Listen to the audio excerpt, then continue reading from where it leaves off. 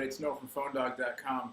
The question I've been asked more than any other over the past couple of weeks is a really simple one. Glyde or enV2?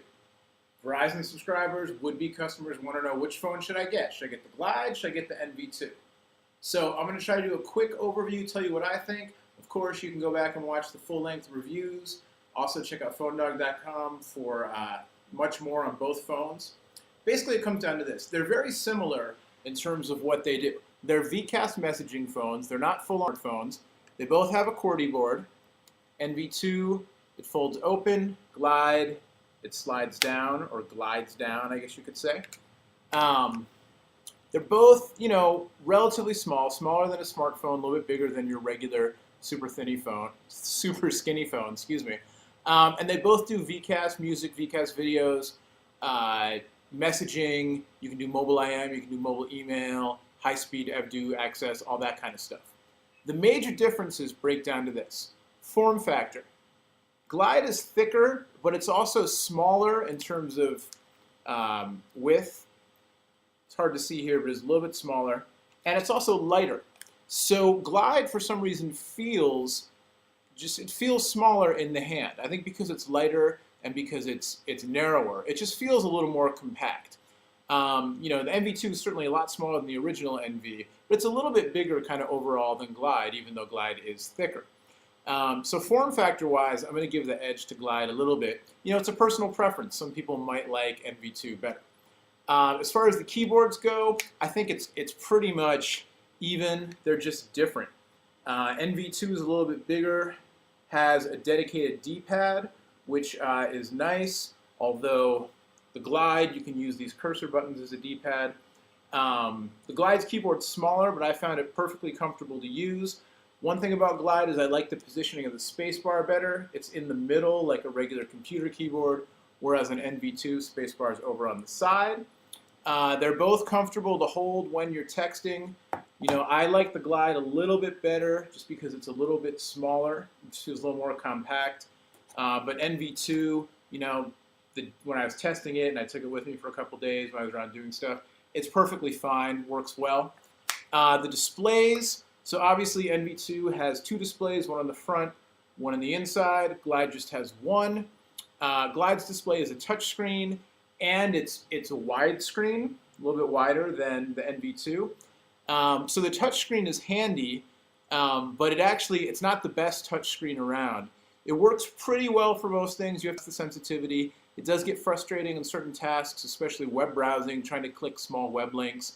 I had trouble sometimes. It's honestly, the Glyde has a little bit better display, but if you're looking for a phone that's like a state-of-the-art touchscreen phone, like iPhone, you might be a little disappointed. For a general use phone with kind of the added, cool factor of a touchscreen, works pretty well. Let's see, speakers. The enV2 gets a little bit of a nod. The speakers, they both have stereo speakers. On enV2, they're mounted right in front here, so they work a little bit better. Not that big of a deal. They both work well.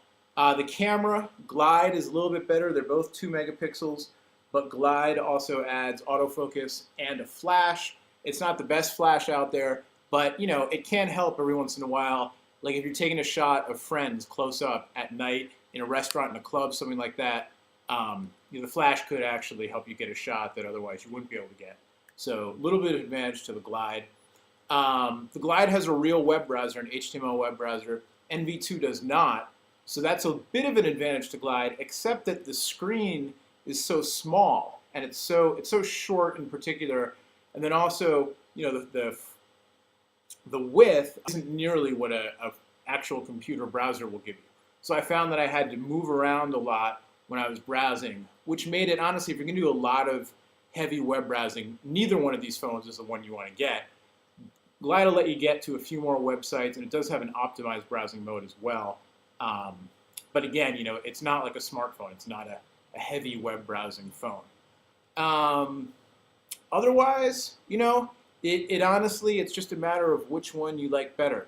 Glyde is a little more expensive, so the enV2 is a little bit of a better value, I guess, but Glyde has the cool factor of the touchscreen.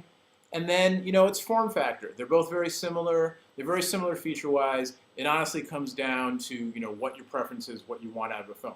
If it was me and I had to pick one, I think I'd go with Glyde just because the touchscreen is cool, and more than that, the form factor, I just like it a little better. It's a little smaller. You don't have to open the phone up to get to some of the advanced features because it's right there on top, which is something that I kind of like. I like having it right there. I like being able to navigate one-handed. But honestly, they're both solid messaging phones, and really the only way to find out is try them for yourself. Go down to the store, check them out, see which one you like better. Because honestly, the way something is on paper or on the web can be very different when you get it in your hand. All right? So again, VCast messaging phones, enV2, Glyde. Me personally, I like the Glyde a little bit better, but they're both solid phones, good keyboards, and if you're a heavy messenger and you use Verizon, I think they're both going to serve you well. So check them both out for yourself, make your own decision. All right, as always, much more on Phone Dog. I'm Noah. Thanks for watching. We'll see you next time.